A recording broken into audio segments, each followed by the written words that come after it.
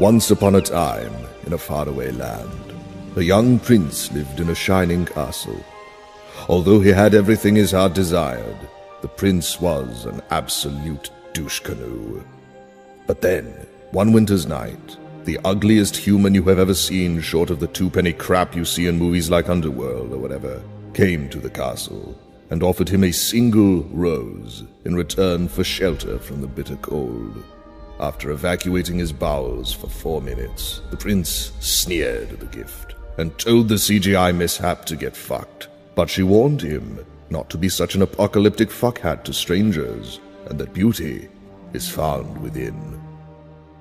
In an effort to be slightly more polite but failing miserably, he told her to crawl into the nearest hole and roll about in it screaming "North, North, squeeg."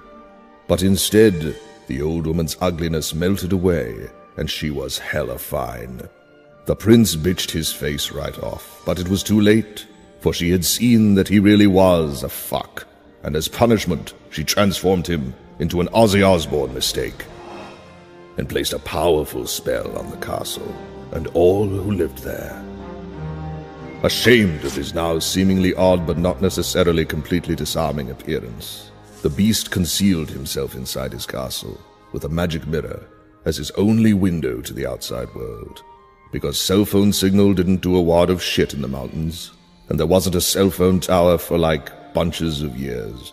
The rose the aforementioned tricky bint had offered was truly enchanted as all get out, which would bloom until he was finally legally able to guzzle wine like tomorrow's a dream, if he could learn to not be a pile of indigestible fuck, and could find someone to at least clean up after his constant mess by the time the last petal fell. Then the spell would be broken.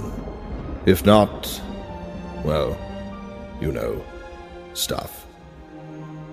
As the years passed, he fell down the stairs, into despair, and lost all hope. For who could ever learn to love such a cockwaffle?